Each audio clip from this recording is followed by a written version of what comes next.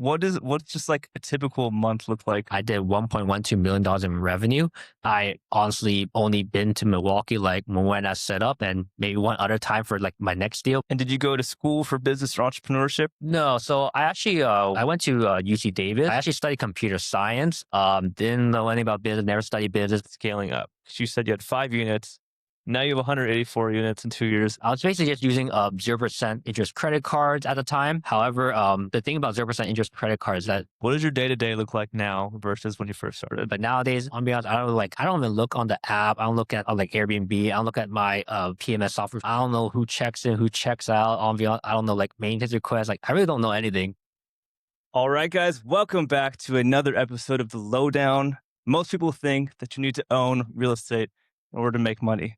But today's guest, Kevin Leong, proves that is not the case at all. Kevin has built a 7-figure real estate business without owning a single home. Now he helps people earn $10K a month using a strategy people overlook called Airbnb Arbitrage. In this episode, we're breaking down how he did it, how you can start, whether or not arbitrage is actually smarter than owning real estate. So Kevin, welcome to the show.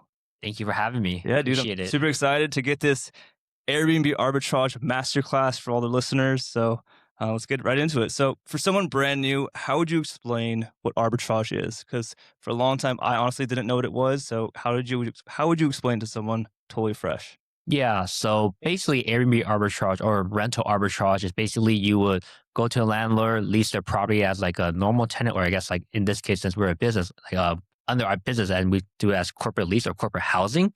And basically we get the approval of them to sublet their house, and then we basically put it on Airbnb, and we basically make a difference, which is that's why it's called arbitrage. So if say your rent is 2K and maybe your monthly revenue is like 4 or 5K, all the addition with like cleaning expenses, utilities, all that other stuff, operational expense, then you kind of net the difference between that. Mm-hmm. And this arbitrage thing, like you were saying, it's not only just Airbnb. I know a few people who are doing it in the residential assisted living situation. So some people who are doing the care homes. I know someone who's doing that with arbitrage, like here in Sunnyvale. They got like a year or two lease, and they had to go through all these extra things to make sure the house was in great like working condition and up to code for this residential assisted living. But now they're doing the same exact thing. So it's pretty cool that you could do it with Airbnb and other things as well. What does your portfolio currently look like? Yeah. So some people do houses, some people do apartments, or maybe a mix of both.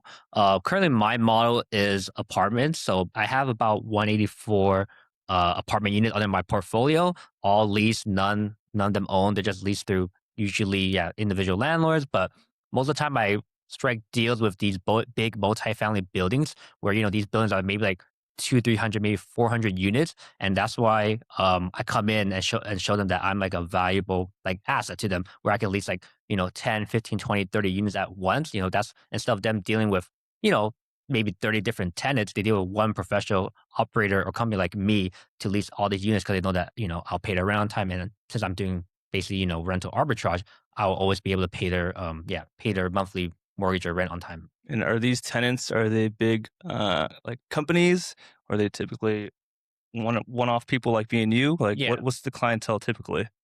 So I asked them about clientele for people that stay, or talking about the people I work with? People that stay. Oh yeah.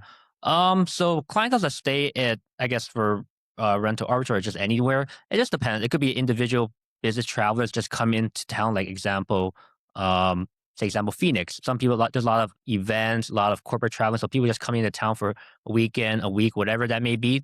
Usually those are people that are booking with us.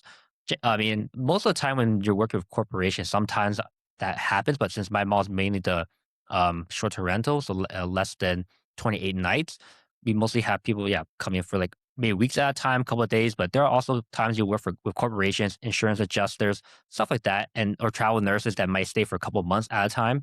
So it kind of depends on your booking platform, how you market. So, but since we mainly put our units on Airbnb, most people are always staying for less nights. But that doesn't mean you won't be booked for months at a time. Got it. Okay. And you said currently you have 180 plus units. Yes. And I think I saw on your Instagram that you were able to get to 180 plus units in the span of 2 to 3 years. Yes, pretty much about 2 years. Let's go, baby. Yeah. That's incredible, dude. Thank you. Yeah, if you don't mind, what's just like a typical month look like, or year, whatever? Like, is it over six figures, seven figures? Yeah. So the rental industry or like tourism travel is obviously by seasonality, as most people will know. So for high seasons, obviously you're making a lot more. Slow season, you're making a lot less because less travel, less demand, lower ADR, stuff like that. But my current portfolio as is right now, if I don't expand it, pretty much doing couple six figures a month in revenue. I would say on my low seasons, it's probably about, if I had to guess, maybe like, I mean, about like 500,000, 500 to 550, give or take on revenue. But the past few months, when I was in my high season, in March 2025 was my highest month ever. I did $1.12 million in revenue. So you can see like there's a big difference from low season to high season in terms of revenue, ADR, stuff like that. Damn, 500,000 to $1 million a month. Yeah. That's insane, dude. And for like Airbnb and all these different um, platforms, I'm sure they take a huge fee or cut. So like typically, like what's the expense ratio that you're getting, or like what's the profit, I guess, that you're getting? Yeah, so obviously, like I said, over obviously each month has highs and lows, but annually over the year, net profit was probably about 20 to 30% Okay. of that. That's generally what you're kind of looking for. Of course, you could probably increase those net margins over time if you like I said, you stop up, you just stabilize your portfolio and you work on like, where's your high expense? How can I trim the fat, cut the fat, and basically make my operation more smoother? Generally, that I would say one of the biggest thing is cleaning costs. So you hire your own in-house cleaning team. You will probably cut your costs down a lot, but it's like a kind of like another job. I would say you gotta retrain a new team, make sure less turnover than you have a standard. But versus like you use like a clean contractor, they already kind of know what to do, but your clean costs are a little bit higher. So kind of pros and cons, and like that's something that a lot of people do work towards when they have a big portfolio. Mhm. Well, I'm super pumped to get into the nitty and gritty of the arbitrage. But Mhm. before that, I just want to step back a little bit and talk about what did you do before this Airbnb arbitrage? Were you working another corporate job? Were you doing another side hustle? What were you up to? Yeah, so before Airbnb arbitrage, I was working at a like cannabis facility. I was just working as a project manager, operations, managing the warehouse, making sure everything like day to day is good. And then also when I went home, I was doing a little bit of like reselling, kind of like e-com, just random things I could do online to make an extra income, like reselling shoes, could be reselling iPhones, electronics, just stuff like that. And that's kind of how I started, but it wasn't really what I wanted, or like not what I wanted. It didn't really get me to where I wanted to be. And I kept researching other ways on how to make extra income or maybe pivot to a different like industry or different like business, and came upon a Airbnb arbitrage from social media like Instagram, YouTube, things like that. Okay. And did you go to school for business or entrepreneurship, or did you kind of just like learn the stuff all on your own? No, so I actually I went to UC Davis. So went community college first, transferred to a 4 year college, took 3 years at the 4 year college. I actually studied computer science. Didn't know anything about business, never studied business. I mean, I was always interested because I mean, when I was young, I always watched Shark Tank, things like that. I was like, man, it would be so good to start my own business, do this, do that. But yeah, and then graduated college, I realized like computer science was cool, but it wasn't like really something I wanted to do. I just never liked the thought of like either working for someone, someone telling me what to do or my hours. Can't if I wanted to travel, someone's gonna tell me no, I can't travel. Things like that. So that's why like man, I got it. I mean, obviously I did work like a cannabis industry or cannabis warehouse, but I was a little bit more freedom. But also like I did work a lot of hours. Hmm. What was your typical, I guess, workday schedule for working in the cannabis place? And then you said you had your side hustle that you're probably moonlighting after that. Yeah. So you're working like a typical 40-hour week. Yeah, maybe a little bit more. Depending on the like I said, some days could be like a little bit busier, depending on the more projects or like management of the warehouse or whatever it is. But so a general typical day would be like 8 to 5 or 8 to 6 during the weekdays, and then after I'll do my own thing and also do extra work to for my reselling, e-com, stuff like that.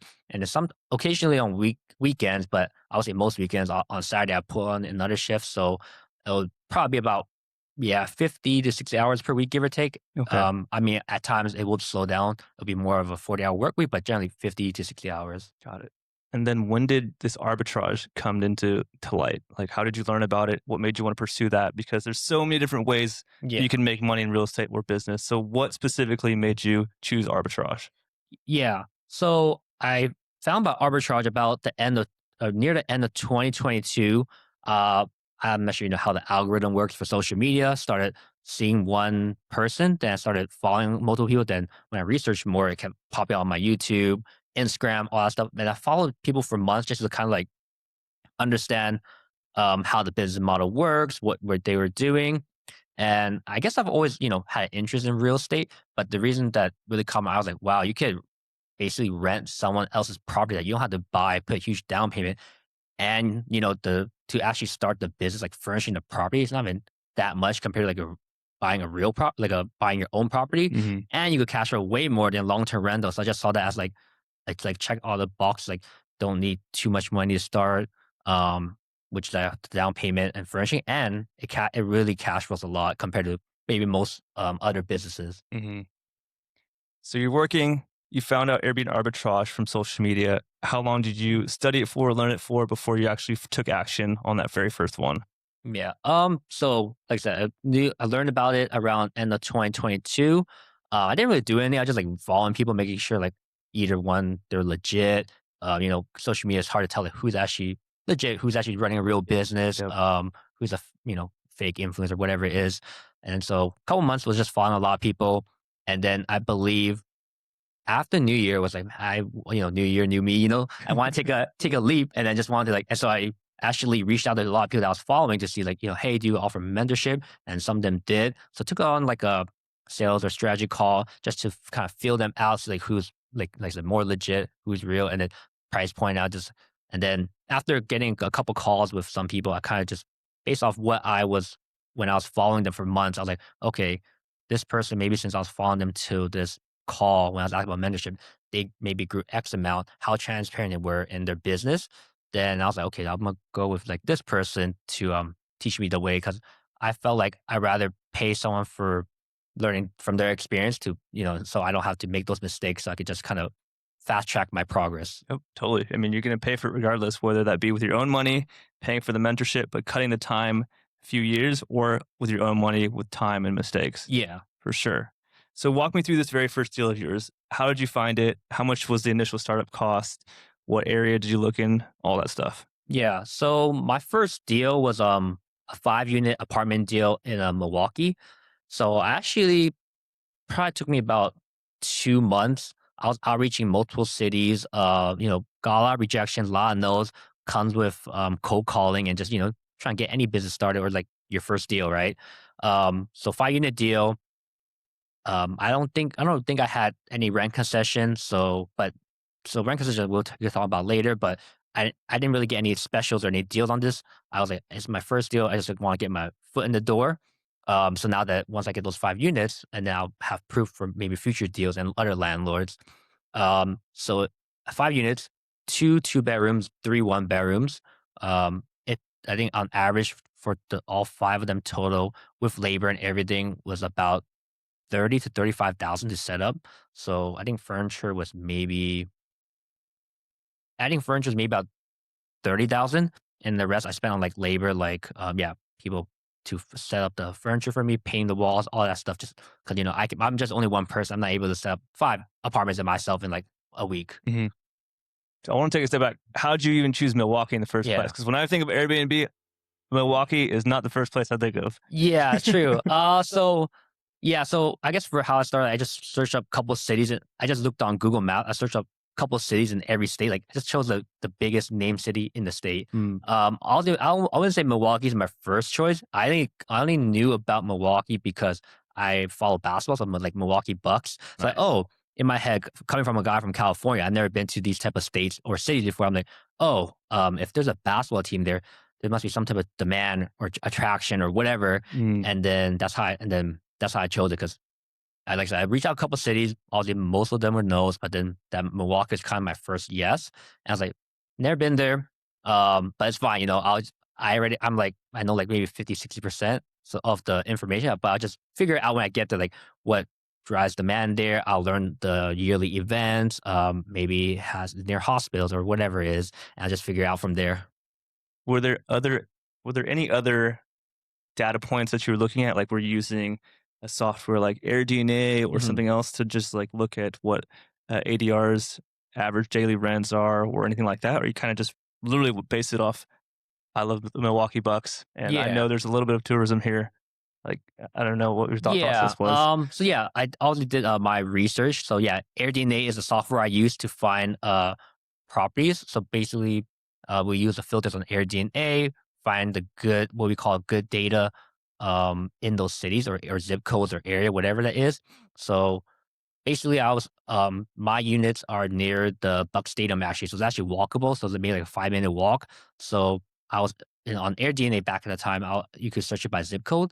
So I was searching around that zip code, and I found one or two bedrooms. Other people that were operating there for maybe over a year. So those are like what you call good data, not people that are operating for like 30 days and then the revenue is like pretty crazy or skewed. Hmm. So basically, like say like a example, if I found a one bedroom around the Milwaukee Bucks stadium and the one bedroom is making like 40K in revenue and the rent is maybe 1,500 example, um kind of quick math, basically if your revenue is if your revenue is 2x your rent, your monthly rent, then it's going to be enough margins to be profitable. So 1,500 a month, if you double that, that's 3K a month, right? Hmm. And for the year, that'll be 36K in revenue. So if you say that's 36K in revenue, but then the AirDNA is telling you 40K, now your margins, now you have a bigger room for margins and room. I guess like if you ever make a mistake, you still will be profitable. Mm, So that's how you kind of figure out like quick math on how to like find a profitable location. okay. So you chose Milwaukee, chose these 5 units. How many cold calls did you have to go through before you landed this one? Ooh, shoot, probably like at least over 100, 200. Okay. A lot of rejections, and also like I had no sales experience coming in. I was scared to talk to people, scared to call people. But I just kept trying. Every time I got a no, got more confident, figured out how to say things better, how to talk to people better. But and then over time, finally got that yes.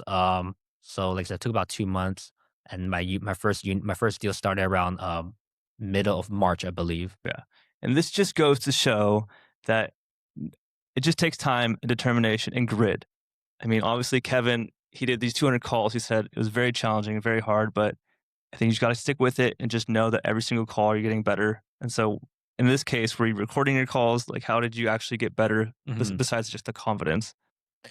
I think it was just confidence, and I think like in the beginning when I was first calling people, I would like stutter.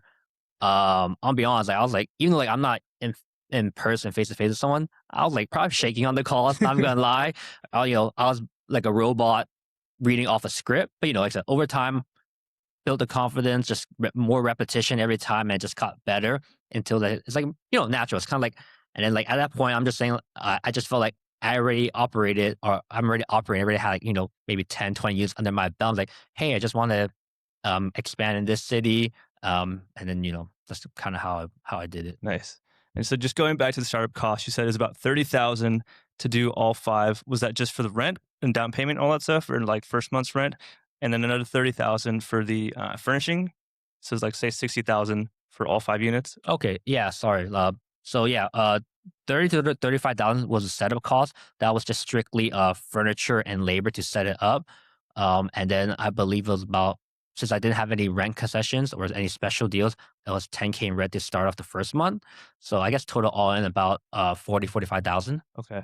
And did you? Because I saw on your Instagram that you use business credit cards. At this point, did you have those credit cards, the 0% stuff, or it was this kind of just a bunch of cash that you had saved up on the side from your other business? Yeah. So yeah, majority of that was funded with 0% interest business credit cards. The only thing that was out of pocket was my 10K in rent that had cash. But yeah, the all that furniture was on 0% cards. I kind of researched before, and I kind of learned about like how to start business with like low with almost no money down. Learned about 0% interest business credit cards. I knew there was personal cards, but I kind of went down like a rabbit hole with like YouTube and just random like credit stuff, and people were talking about business credit cards that and they don't report to your personal utilization, and like I guess back in the day it was like a lot easier to get some of that funding. So that's how I got approved and started. And also to pay the vendors, like I would find them on TaskRabbit. So I would just put on that 0% credit card on TaskRabbit, pay them, and that was 0% for basically 12 months, 18 months. Let's go. Yeah. Dude, these credit card hacks are some of the biggest like hacks that no one talks about. Yeah. I mean, you said yourself you probably got like 40, 50,000 in business credit. I did the same thing for my 2 flips. I had one credit card for the first flip, 0% for a year, and the second one I got like 80,000, 0% for a year. Damn. And so Nice. the nice thing about Airbnb, I mean, obviously you're cash flowing much sooner than a flip, so you can pay it off the balance a lot quicker. Yeah. Like my flip, I'm not going to pay it till pretty much the end of it, which is can be risky, especially if it goes over the year. But I think, yeah, to your point, the credit card thing is amazing. Yeah, exactly.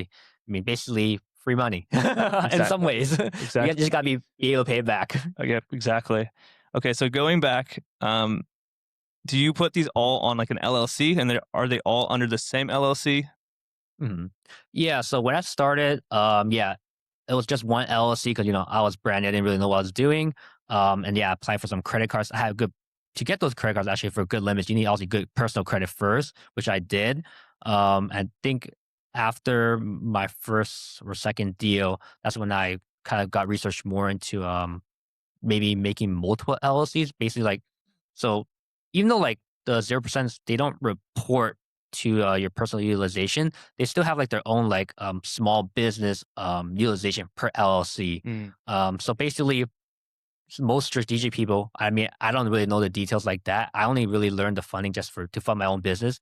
But yeah, so basically, you just create two LLCs, and then you could do like say one LLC one would get like a couple cards or a couple of banks at 0%, and then on the other LLC you kind of do the same thing, but maybe different cards and different banks. That way, your utilization is split instead of having all the cards on one LLC, and then if they're all maxed out, you'll be harder to get approved on that LLC. If that kind of makes sense. mm, Yeah, so you kind of just split it up, and then that way, when maybe LLC one pays off the 0% or the cards that they have, then you go reapply it because because the utilization on that business would be zero basically, and then while the LLC two will still maybe have some big balances. So that's kind of how you would maybe strategically play around like that. mm, okay.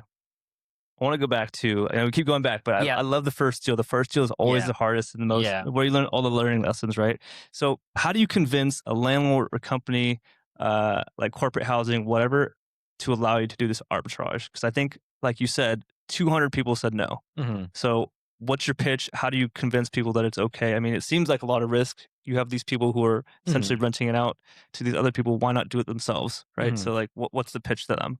Yeah, to answer your question, so most landlords or people wouldn't want to do it themselves because it does require a lot of work. Obviously, most landlords, it could be single family, multifamily. At the end of the day, all they want to do is just have good tenants that take care of the property, just pay the rent time, less headache, right? Hmm. Versus corporate housing or Airbnb arbitrage, deal with turnover, guest experience. Make sure things are fixed. So there's a lot more headache, and also maybe you could make more, but that's not kind of what they want, right? So you kind of, especially for multifamily, how I partner with a lot of the landlords and multifamilies, like I just come in, like I said, they usually have a lot of vacancies, and and then I'll kind of get pitched an idea, like basically, hey, I'm willing to, lease like 5, 10, 15, 20 units at once. That way, and then, they're like, oh, wow, someone that has money and then will want to lease that many units from me. So they don't need to find individual people because say leasing 5 to 20 units would probably take, I don't know how long to find 20 individual people, right? Hmm. But if this one person just comes in that that knows how to operate, you kind of trying to basically I'm fixing their problem of basically renting the property, taking care of the property, and paying the rent on time. That's kind of how I come in. But not every landlord sees the value in this corporate housing model. Obviously, that's like a lot of rejections, right? Hmm. Some people see it as a lot of risk, or maybe it might affect the community at the property, whatever it is. But some landlords see that, oh, like this guy can solve my problem. Like I just want someone to pay my rent and my mortgage, right? Hmm. So that's kind of how the pitch goes, or like how you would convince someone. Okay. And are all these leases for a year? Are they 2 years? Or some of them like 6 months? Like, are they Yeah. all like minimum a year? Usually minimum a year. I try to do at least maybe 1.5 to 2 years for more stability. Also maybe it could be lock in. Maybe you could lock in like a better rent rate. I mean, I'm not someone that's predicting the market rent. But like if I'm locked in for at least 1.5 years to 2 years, I know like at least I have that time to operate. But generally, like even if it's a 1 year lease, I will get renewed. Um, but it just gives me peace of mind, like, hey, I'm locked in for 2 years. I don't need to worry about renewal next year. And I believe, for at least in my experience, most landlords kind of like it that you want to do a longer lease. So like they don't want to worry about it. So those are other benefits. Like, hey, someone who wants to stay for 3 years, that's fine with me. Hmm. Are these is Milwaukee? Because I'm sure just like any other thing, any other city, you got to really make sure that you find a city or state where it is Airbnb or short-term rental friendly, right? Hmm. And so Milwaukee obviously was. Hmm. And so do you for now, like you really just make sure that all these places are very lenient with these regulations.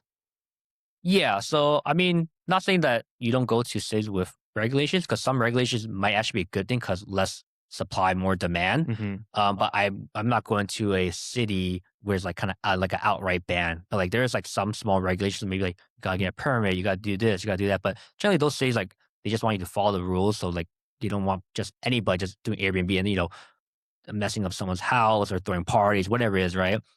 So some regulations are actually really good. It's a little bit of red tape, and usually like some, and the ones that have even more restrictions or regulations, those are actually even a better city. As long as you actually get the permit to operate, they're actually better because, like I said, less supply and then there's more demand. You could charge more and probably way more powerful than cities out like zero restrictions or zero Hmm. regulations. Hmm. That makes sense.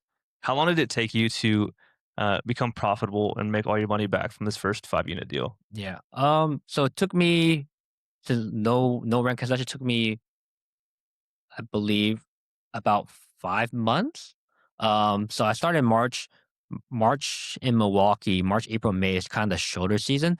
Basically, ramp up from slow season to the high season, and then high season was basically June, July.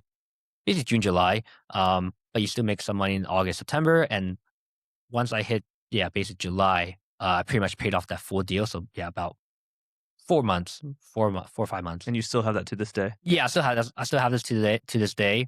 I honestly only been to Milwaukee like when I set up and maybe one other time for like my next deal, but yeah, haven't gone there since. I mean, I would definitely like go back to like obviously make keep relationships good and stuff, but it shows like, you don't have to be near your Airbnb. It's all systems, automation.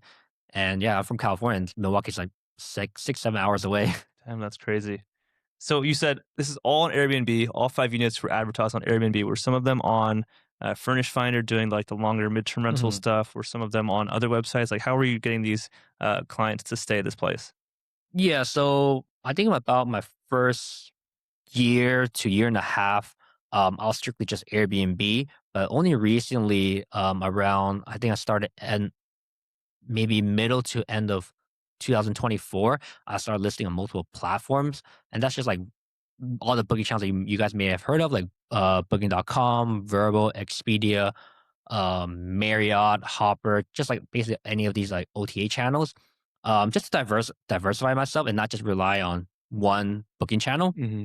because never know. Not saying that I don't follow the rules or anything, but you never know, like, what if Airbnb makes some big change to their policy, or somehow they think that you violate their policy and they ban you. And now, since you're depending on one channel, you're kind of screwed. Hmm. But now since I'm diversified, I get like say 20% from this channel, 10% from this channel. Now, even if something happens, at least I still have some revenue come in, and I can have enough maybe some buffer time to fix whatever issue it may be. Yeah, that's what I was gonna ask. Like, what happens if Airbnb just totally like evaporates tomorrow? Like, what are we gonna do? Yeah. So another thing, like on top of that, I am actually trying to focus more on direct booking, own personal branding on that on my property. So that way, instead of all these booking channels taking like 3% commission, 50% commission, 20%, whatever that may be, I'm trying to focus more on direct booking because also direct booking will be less fees anyways. But you just need that reputation, credibility. It's just like marketing or even just retargeting the guests that have stayed over the past 2 years to come back for and book through my website directly. Hmm. It's amazing, dude. One thing I really want to talk about is all the good stuff sounds great, but I really want to hear about some learning lessons, mistakes that you learned from this very first one. Like, what were some of the biggest takeaways for someone who's looking to do this for the first time, or mistakes that you see most new people make with Mhm. arbitrage? Yeah. I don't think I had too many issues with my first deals, but some things that I definitely would know, like, um, and what I've slowly improved over the years when I kept doing more units was one, don't be too cheap on like your furniture or how you furnish the property. Because eventually those would break and you have to buy it again, and that just has more cost. Also, that it gives like a poor guest experience, I would say. So I would say in my first units, I would get like all these cheap like kitchen utensils like for cooking or very little plates, very little forks, all that stuff. And then people will come like, oh, it's not enough. And then but nowadays, like you know, everything's all stocked up. They have multiple things that they could use. So like it's kind of like they won't complain. Hmm. Um, and also in the beginning, I mean, um, I did like create SOPs obviously, but like And I what's would SOPs? Sorry for that. Who yeah people who don't know. yeah SOPs are standard operating procedures. Basically, like when you're training a team, training people, you kind of want to create systems, right? So like if a if if a guest is unhappy or something, example, if guests unhappy, offer them free late checkout or do this X percentage discount. So that way I don't need to be involved in every situation. So I wish back then when I first start creating those SOPs earlier. But I know like with a few units, like it's not too much work. So I was also like messing around. But then when I kept scaling, getting bigger, I was like, oh shoot, kind of falling behind. I need to create these SOPs for my team. Like systems are breaking. So always record everything, always document everything. I mean, as long as there's a baseline, you can always refine it in the future. But now that your team knows how to do it, they can also help you refine. So it's not just not you like being the whole show or like doing everything yourself. Okay. So just to summarize, buy nicer furniture Hmm. and make sure that you start doing the standard operating procedures earlier so that you're able to train other people and do it more standardized and not have to do everything yourself. Yeah, exactly. I think those are the things I would make sure to do if I were to restart my first units. Okay. Where's your favorite place to buy furniture? Is it just Amazon? Yeah, so I usually do Amazon, Wayfair. Those two are probably the main places I get my furniture from. Okay. And then you said you hire people from TaskRabbit. So I just imagine you ordered a bunch of shit. It goes to this place, and then you have all these people from TaskRabbit just build everything. Yeah, pretty much. So at least for my first deal, I was able to ship all the furniture to the apartment. Luckily that they accepted it and they helped me put that all those boxes of furniture into my unit. But nowadays, since I do a lot of units and obviously a lot of boxes, right? Hmm. Um, I will rent storage units, like mainly extra space. Generally, they allow you to ship things there as long as you sign like a hold harmless agreement. Basically, says that since we are accepting your packages, if anything goes missing, we won't be liable, something Hmm. like that. So yeah, ship everything to storage units. Depending on how many units you're doing, you rent a couple storage units, and then once either I fly to the city or maybe you have a team there, you give them access to the storage unit, put everything in U-Haul, drive it to the property that you're setting up, and you kind of just set up. I mean, nowadays I have like a team in the one of the cities I'm in, but yeah, generally like I'll just probably reach out to a lot of people on TaskRabbit. You could do Craigslist, Facebook Marketplace, Thumbtack, just any of those type of people that you could find like maybe for a day or a couple of days. Nice. All good experiences so far. Yeah, so far, everyone has been good experience. I usually ask them for their sample work, and if maybe like yeah, just usually how I do it. And I like to over order people the first day, and then kind of weed out like who's good, who's not. Then the next few days, I'm like, hey, I'll give you like more of the job. But the first day, I just order, like, get a lot of people, test out who's good, and if they're lazy or they leave early, whatever, then I was like, that's fine because I still have enough people to work for today. Yeah, but how do you even make sure they're lazy or not? Like if you're not even there, is it just Um, based on yeah. performance? Like they built this amount of furniture in this amount of time. Like how do you actually measure that? Yeah. So when I first started, I was there, so I was like kind of measure like so like you do this unit, this person does this unit, and like see who's faster or progress in like X amount of hours or whatever. Also, I know a lot of people like to be paid by hour, but that's why I also like to I'd rather pay by project. That way, they're like more Motivated. incentive to like kind of finish it quicker. Also, but with by doing it the right way. But nowadays, like I said, for one of my cities that I operate in, it's just like a team that I have, and like I said, they're paid by project, so they already know what to do. And since they've built a lot of units for me, it's like clockwork for them. It's like very easy nowadays. Hmm. That's amazing. I want to get into now scaling up because you said you had 5 units. Now you have 184 units in 2 years. That's obviously a freaking big ass jump. Yeah. like what was the progression to get to 184 units? Was it all in Milwaukee? Walk me through the next few deals. Yeah. So yeah, first deal March was 5 units. Then I think I wait and operate for like maybe a month and a half because you kind of had to wait like maybe about a month to see at least like 1 full month, give or take, to see like does this business work, whatever. And then even though I wasn't super profitable yet in the first one because it's still a shorter season, I just saw the potential honestly. And then when May hit, I was like, wow, even though I didn't really break even on this first deal yet, I want another one. Cause I really just envisioned or just saw like how good this model could work. And I was like, if I'm making this much during this shoulder season, I can't imagine like during the peak or the highest season. Mm-hmm. And then I started reaching out again. And my next deal was I think it was Milwaukee. Same thing, Milwaukee. It was actually so the first deal was a class A, more like a modern apartment. Maybe it has like a gym, just more modern, has all these amenities, right? But the second deal was kind of like a class C building, very old. They renovated the rooms a little bit inside, but I was like, oh, the location's good, the rent's cheap. I think the numbers like and then also use Airbnb to do my market research. I was like, okay, looks like this will work. It was 10 unit. It took a while to get into the deal because 10 units and it's a big jump, and I also had to like prove like maybe my credentials, all that stuff. But I finally did get that approved. Those units did well. I still actually have them today. And then 10 units there. And then October, I think was my next few deals. So I got, and that's when I changed to a different market, Arizona. And I got a 15-unit deal there in October, and then wait a couple months and then got like another like 20, 25 units around December. Damn. Yeah. And I was basically just using 0% interest credit cards at the time. However, the thing about 0% interest credit cards is that usually you could stack it's called stack for per social security number. So also I did a lot of 0% cards under my name, but I was like, because I learned the how to get the business funding. So I was like, how can I get more 0% interest credit card?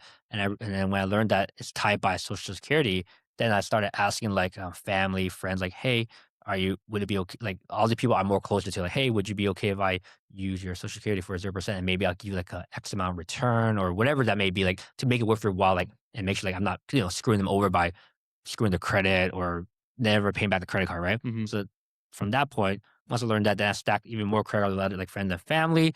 And then that's how I got such substantial growth, I would say, because that's a lot of money to input for like all these build outs. Yeah. So yeah, 25 December.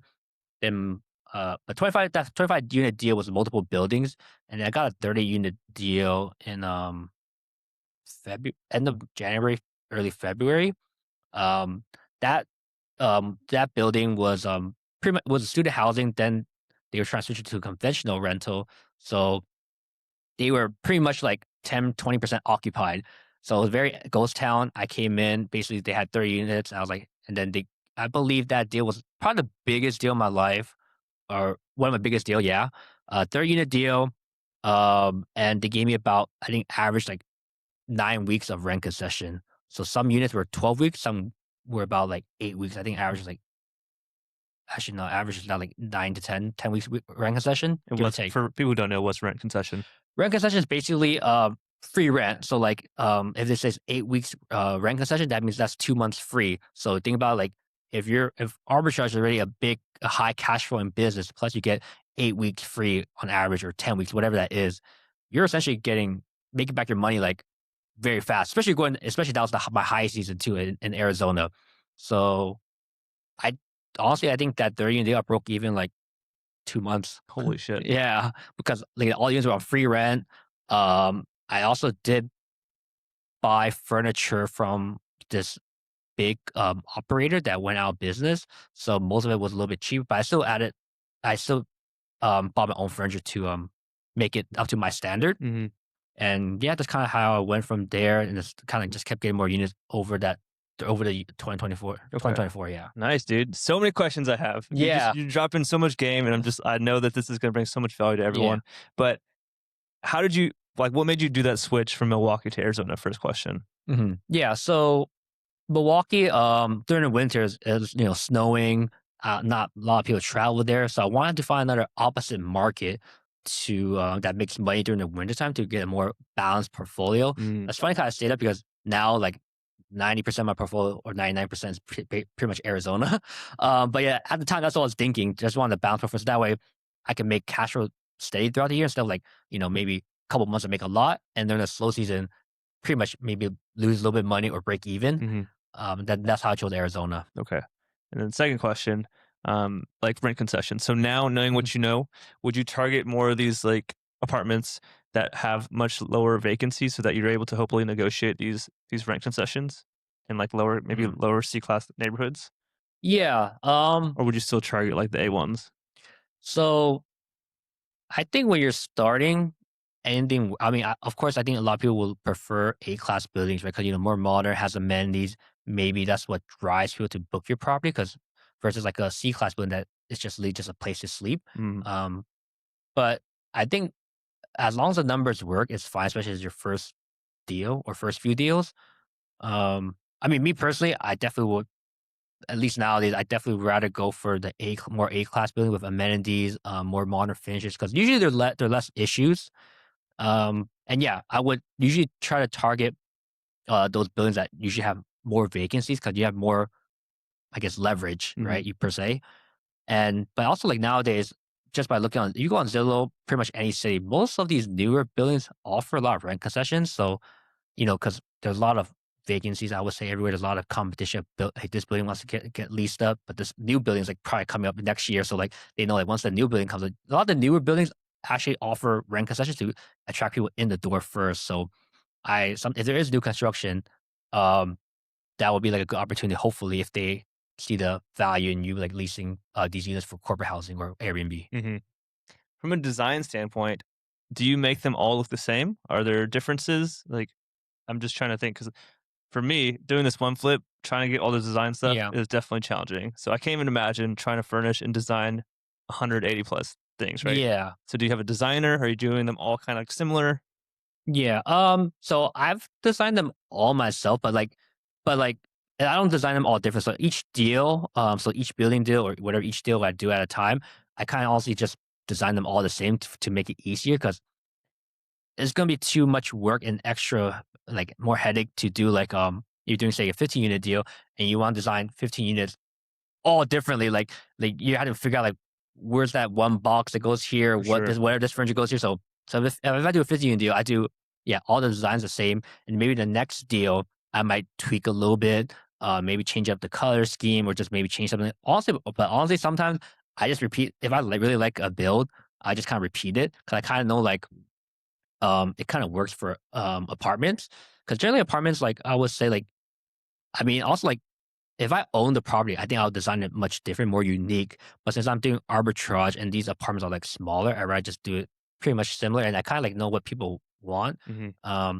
Just like a clean space, has amenities, maybe blackout curtains, a desk, a computer, chair, and just like enough chairs, enough utensils, stuff like that, coffee, tea, basically anything. So basically, like if I were to go, like, or you were to go travel somewhere and you were staying there for a month, like it'll really have everything you'll need. I mean, obviously you might have obviously you buy your own groceries, but everything that you'll find in the kitchen, everything you need to sleep or just do your work is already there. So that's kind of how I design my units. Hmm. Um, but yeah, I don't design them too differently. Nice. I mean, if it's not broken, why try and fix it? Yeah. Well, that's amazing, dude. That's freaking awesome. So just LLC wise, so do you have an LLC for each property separate, or do you have like one just like holding LLC for a state? Like I'm just trying to see how like everything's kind of set up. Yeah, so actually that's one thing I probably need to start fixing or changing soon. I mean, at the moment, I just have one LLC that just is under basically the one that leases all the properties. Mm, But I am probably most likely gonna. I think this year I'm trying to restructure everything to have more layers, more protection for me and the business, and hopefully if anything happens like nothing will happen to me. you know. yeah, for sure. What does your day to day look like now versus when you first started? Mhm. Yeah, so in the beginning, I was definitely like, more hands-on because I was trying to learn the operation, and then with me learning, I had to teach like uh, my team members or VAs or virtual assistants. So basically I was learning everything, and each time when we do something new, like maybe just new software added. I mean, nowadays I haven't really added anything, but like back then, like, over time I was adding new software. Maybe we start hosting on new booking channels. All that I feel like I'm the first one to also learn it first because that's how my team learns best. And then I'll create the SOPs. I'll create everything on the doc and then do record a video. So more hands on in the beginning, but nowadays, I'll be honest, I don't even look on the app. I don't look at like Airbnb. I don't look at my PMS software, which is the software I use to that controls all the properties. Mhm. I don't know who checks in, who checks out. I don't know like maintenance requests. Like I really don't know anything. That's Like crazy. it's literally all hands on. Like always like if a project manager asks like they want to schedule a call with me and they're like, oh, maybe it's like, hey, we want to talk about unit, I don't know, 100, whatever it is, right? And I'm like, okay. And then I'll probably ask myself, like, hey, what's happening in this unit? And then they said this happened. Can you, someone like put me up to speed? And on the meeting, I'll kind of like not pretend, but I will kind of like be more up to, I'll know like, oh, okay, this is how to start talking about it. But like most of the time, the landlords call me like, hey, there's a hot water issue at this unit. Do you know, but we just checked it. Can you double check it again? I'm like, oh, let me ask my team. Like, I really don't know what's going on. Damn, dude, that's amazing. That's the dream. You Yeah. built an incredible machine that where you're very much like out of the business now. Yeah, pretty much like day-to-day operation, I'm pretty much out of biz. I mean, all I still work and do like like other things. Like I always try to bring like how can I improve the SOPs, the system, or maybe I have maybe occasional meetings with the software companies or project managers, building relationship. But yeah, day-to-day operation, I really don't know anything. Like weekly or daily, how many hours do you think you spend like in the business or on the business? Dude, weekly, I would say less than 10, 10 less. I'll just say 10, but because I like look at things here and there, but like it's not like I'm making sure this guest is okay. I'm making sure the refund's okay, or hey, do I need to stop this maintenance request? Do I need to pay the cleaners or whatever? But yeah, most of that is like I would probably just say less than 10 hours on the actual business. That's 'Cause- freaking awesome. I want to talk about scaling up in the business itself. What were the first hires that you made besides the people that actually set up everything? And how many employees do you currently have? Yeah. Whether that VAs or anything. hmm Yeah, so basically my whole operation, my team's all virtual assistants or VAs if you guys don't know. Basically I outsource them from the Philippines personally, but I know there's other countries you can't outsource them. I mainly hire or people that already have experience. Either they worked at Airbnb themselves, like the call center, so they kind of know the Airbnb policies in and out. But obviously like things always change over time, but at least they have some type of customer service, some type of critical thinking, work they know how to work under pressure and they know how to like they're used to helping guests out all the time. So first two hires were just like guest communication, helping out the guests, and then obviously slowly when you only have 5 units, like you don't really have much to do. Mhm. And most of it, like I said, we have automated messaging, so from the PMS software. So like I said, they're just mainly monitoring the inbox in case things happen or whatever, and they talk to cleaners. I guess besides hiring cleaners for your unit, yeah, the virtual assistants were the first one. Um, and I believe I had two VAs up until believe around 30 units, give or take, that hired two more part-time, just because then now there's like, more units, more issues, more things going on. So I just wanted, I didn't want to overwork my VAs. And I wanted to have a balance and then kept hiring more. Honestly, when I got more units, kept hiring more. And I guess my structure is that in the beginning, it was like two guest communication. The other two were like more like admin support and guest communication. But over time, when you kept adding more units, all they had to restructure, make sure there's a more organized system, right? So my I guess organization chart at the moment, also me at the top. I do have like a one team manager and about two to I think basically two main other managers for what I call AM shift and PM shift. So normally I have one shift like 6 a.m. Pacific time to 5 p.m. Pacific time, and the next shift is like which is PM shift is usually 3 p.m. Pacific to about 12 to 1 a.m. Pacific. So basically almost 24/7 coverage. I think it's only like 5 hours no coverage, but that's like usually the time people should be asleep. But occasionally there will be people that are up late. Mhm. Um, so yeah, I know some people like to have the structure by cities or buildings, but I think this is how it worked well for me. So yeah, one team manager that kind of oversees everyone, one manager for each AM and PM shift, and about I believe maybe about 5 now, about 5 people on AM shift and 5 people on PM shift. Not every day, but majority of the days. So, and then my total count on my team is about 20 people now. Nice. That's awesome. And they're all virtual assistants, you said, from the Philippines. Yeah, I mean, yeah, pretty much everyone's virtual assistants, except like obviously the people on in the cities, like cleaners, handyman, stuff like that. Like those are people like besides cleaners, you will probably try to find handymans that kind of that are free, like maybe after work, or maybe their main job is being like a handyman like throughout the day. So in case of you need maintenance on a certain unit, you just send them, hey, we need you to, I don't know, fix this hole in the wall, and then they'll my VAs will message them, and then the maintenance person will go there, fix it, and then they'll send once they're done, take proof, send the invoice to the team, and then the team will pay it. Hmm. I really like your business structure, Mhm. especially since you said you have pretty much 24-hour coverage between the AM team and the PM team. Yeah. That's awesome. I mean, just even myself, I hate when I was doing Airbnb with my mom. Uh huh. I mean, it's very challenging to be, I mean, up at like the middle of the night, right? And so Exactly. to have Yeah. that coverage is super nice and very Yeah. beneficial for the guests. Yeah. Exactly. Nice. What's some of the biggest learning lessons from scaling up? Because I'm sure there's many different things you've learned. What have been some of the biggest things while growing to this capacity? I think like I mean, I feel like at times maybe scaling too fast, like is a good and bad thing because, like I said, at the time when I was scaling, like I felt like I had some systems, but it wasn't all there. So when I scaled so fast, like my systems were kind of breaking. A lot of errors. Hiring people.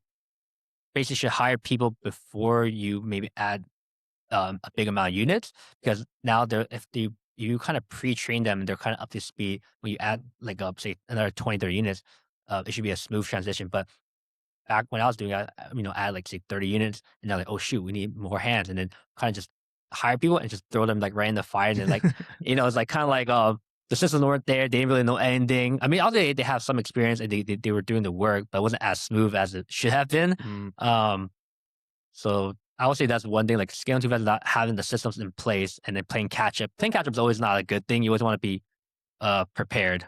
hmm. Did you ever have to fire anyone? Oh yeah, a lot of turnovers here, some turnovers here and there. So how I like to do it, like I will hire a new VA, and then I would generally give them about 1 month to prove that they are kind of like the people that we want for our team culture. And there's like no red flags, like they're not late, they're not making excuses, they're willing to learn, hardworking, all those type of things. Um, and if they don't meet those criterias, I would generally fire. We'll let them go after 1 month. So then, because then if they're not working out in the beginning, they're mostly not going to work out. 5, 6, or whatever, couple months in the future. And that's also learned. Was something I learned too. I would kind of give people like kind of benefit of that. Like, some people like, hey, you need to be more compassionate, have more empathy. Like we're learning, we're trying. Which is like, trust me, I get it. But at times, like if you're, maybe say 5, 6 months in, you're still making the same mistakes from month one. Hmm. And even though, like I said, we have all these SOPs, all these trainings. The managers are always checking the work to train them. Like even like remind, hey, this is how you do it, do this, do that. But if they're making the same mistakes, like I said, it's better to let them go earlier rather than later because it'll cause more like damages to your business. Hmm.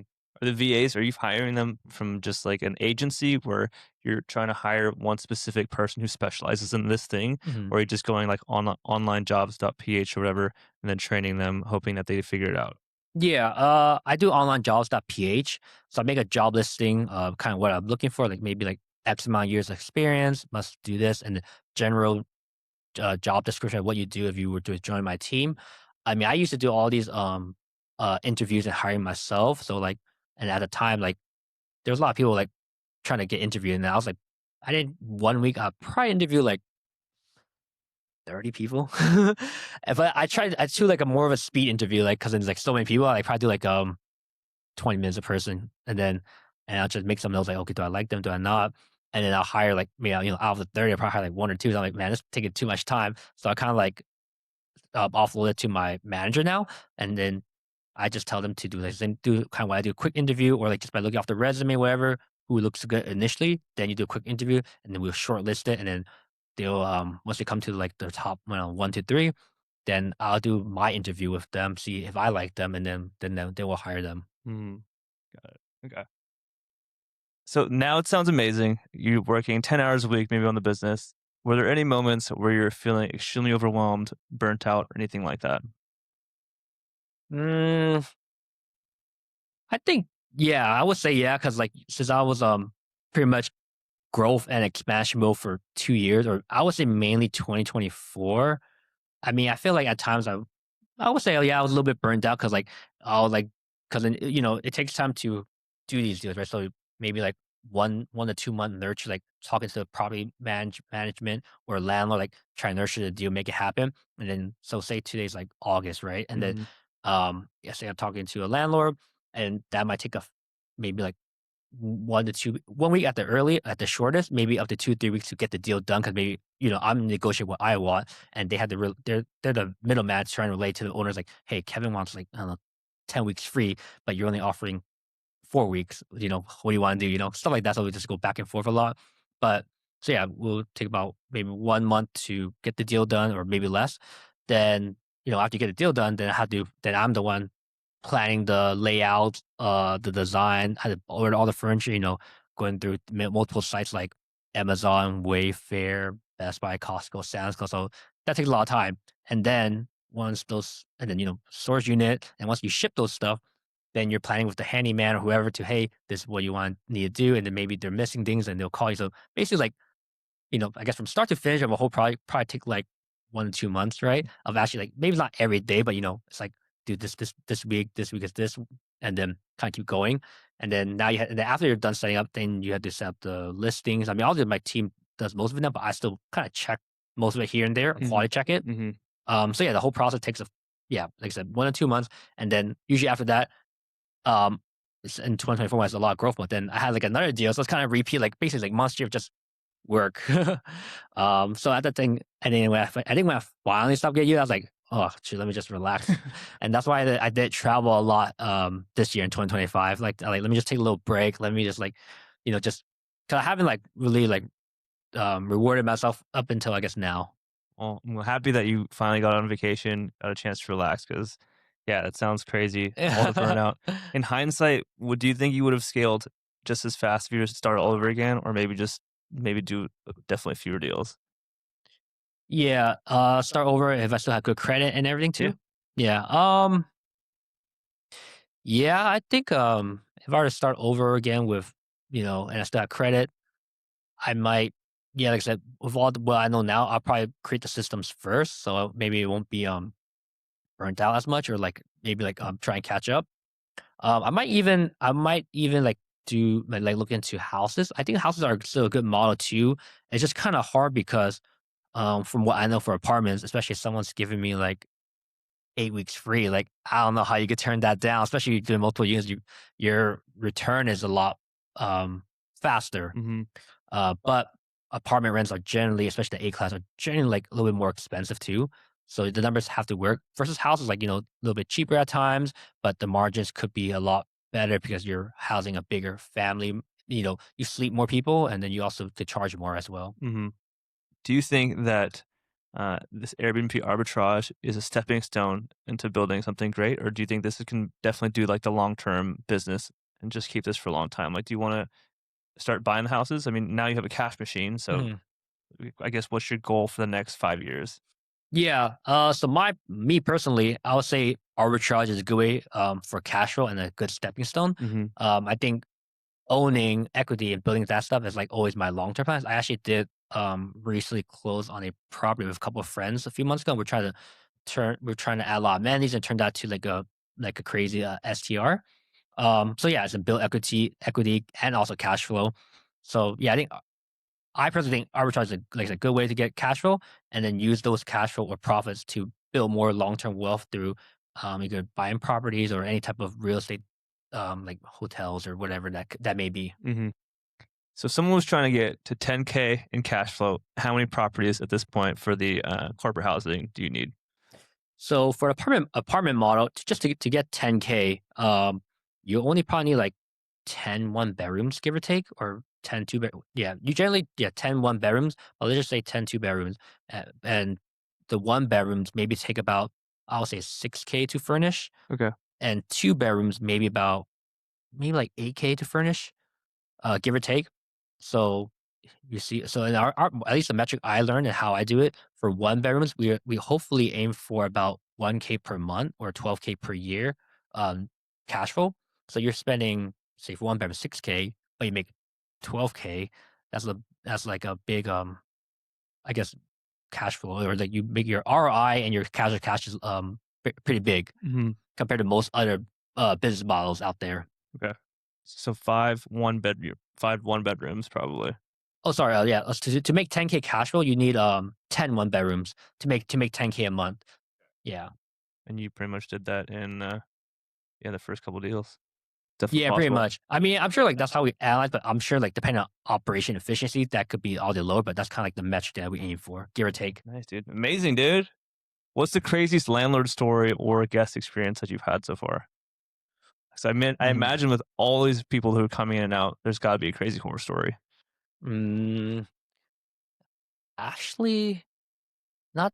I can't remember too much. Actually, my landlords have been actually like, really good, or like we haven't had too many issues.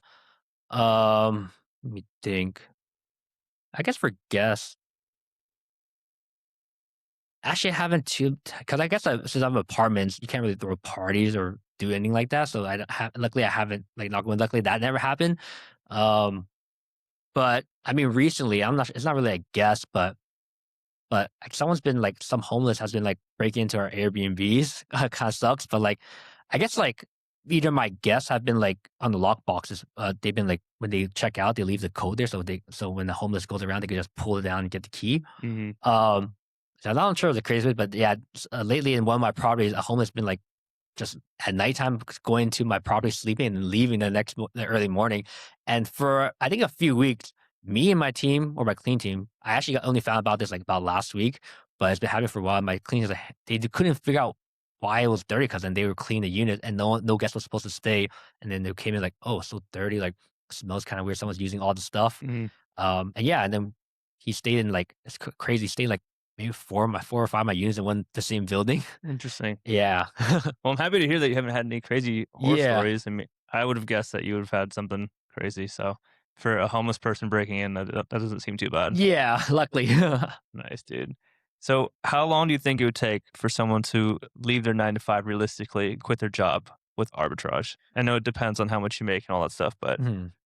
Yeah, I mean, like I said, like you said, I think depends on their goals. To I guess to reverse engineer, you want to make extra 5K a month. That's like five one bedroom units, or maybe one or two houses, which is I would say fairly doable. You want to make 10K a month, just I would say double it, so 10 one bedrooms, or maybe 3 to 4 houses. I think it kind of like I think it just depends on your lifestyle. Like, do you want to make 10K, 20K, 50K, whatever that may be, you could reverse engineer, but um you could easily stack up like for 0% credit card funding. Like I think you said earlier, you got one car was like what 80K, right? mhm, Like that 180K credit card. If you're just doing one bedroom apartment, say at 6K per unit, that's roughly like thir- 11, 10, 11. 11. Yeah, that's 11. Let's say 13. I think 13, about 13 units, right? And then and they all do cash flow 1K a month. So that's already 13K a month. Also, your first year is paying back some of the furniture costs, but like the second year, you get the full profit. So I think it's very lucrative business. Yeah. I love it, dude. At what point did you realize, holy shit, I'm free? It Oh, seems like you hmm. have financial freedom, time freedom, everything at this point. So when was that realization? I think, I mean, all that I kind of knew, like with how my portfolio is scaling, all that I knew, like I was getting big and going somewhere. But I think like near the end of 2024, or even like a few months ago, when I was at my biggest month, I was like, shit, this is like hella cash flow. I was like, all that, like I said, because because most of the legit, like almost all the profits that I made over first 2 years, I really just reinvested everything. And also pay myself a little bit for living expenses, but honestly, I still have some money from before to like survive and live, but majority of it I reinvested. I kept reinvesting into the business, getting more 0%, learning how to get more funding, different types of funding. And yeah, I pretty much borrowed a lot of money from the bank to make it happen. But yeah, I think when I cash flowed in March, I was like, shit. That's when you hit a million. Yeah, that's when I hit the biggest revenue. I was like, shit, damn, this is a lot of. cash flow. Yeah. Well, I love that you said you just reinvested everything back in the business because I think that's something that a lot of people can struggle with is how do you balance that fine line of like, I've been busting my ass. I need to splurge a little bit versus just reinvesting it back all in the business. Mhm. Yeah, I think one depends on lifestyle, what you want, and I think I'm just like someone that like knows like delayed gratification in the long term game. You can't grow if you're gonna take out all the profits right away. And yeah, I think like if you want to keep growing and expand and you see like a more of a long term play, you will invest most of it. Like also you don't have to reinvest like all 100%, 99% of it. Also, you need something to live or whatever your lifestyle is, right? Mm, But I think just kind of figure out how much you need, how much you can reinvest, because the reinvestment will always long term be more worth it. I would say. hmm At this point, you have so much time freedom and financial freedom. What's your why? Like, what motivates you to keep showing up every day and just like have this grind mode and want to keep growing? I think it's just like for like better life for my future family. I also want to take care of my parents more. Just give back to them because we're I was for immigrant parents, so they busted their ass for me, worked their ass off for me, and now that I feel like I'm at a place that maybe I'm able. I mean, also like I do take them out and stuff, but I think I'm more of a better place where I can give that to them because they're my dad's already retired. I think my mom's about to retire soon. So now that like they'll have more time and like, hey, like, what can I give back to them to like show them more of the world that maybe they never had a chance to. And actually, one of the things to give back was I think in October, I actually did book them a business trip round trip to Asia. Um, and it was through the points I accumulated from the credit cards, I basically point hacked for them. So yeah, this first time, and I'm pretty sure they're excited. I mean, they don't really show it, but first time flying business, like even for me, like I flew business my first time, like but off points. So yeah, I think just for future, just like bigger goals for myself. And honestly, I think like I don't think I can just chill or relax at home. I feel that's too boring. I just want to find like a bigger purpose of like what can I do, what do I want to do in my life, and like that's just how I show up every day. I resonate with so much of that. I mean, just to your point, I really want to give back to my family also. I mean, they've done so much for me, and I can't wait to just retire them both, give my family, my wife, everyone credit cards. I want to take all the friends and family Yeah, on private jets. Like that's my yeah, why. Like exactly. share all these things with everyone who I love and hold dearly to my heart. Yeah, And just like you also said, I'm always happiest when I'm growing and doing hard things. yeah, I think that's exactly. just the best thing to do in life. Yeah. Well, Kevin, this has been absolutely incredible. I know you've dropped so much knowledge for everyone. Literally everyone, you can go arbitrage your way to freedom with everything that Kevin said. He gave us a free masterclass. So, Kevin, I appreciate you big time. Of course. Thank you. Appreciate you for having me. Of course, dude. If people want to get in touch with you or learn more about you, how can they do so? Yeah, so I'm mainly on Instagram. You can probably find me at my name, Kevin Leong underscore BNB. I'm trying to do more social media, more content. And I do have a YouTube channel, but I mean, there's nothing on there yet, but I am trying to start more social media. So hopefully people can find me more. Nice. All right, guys. You heard it here. Airbnb arbitrage. As always, guys, thank you for listening. I appreciate you guys. Keep going. Keep taking action. We'll see you guys on the next one. Peace.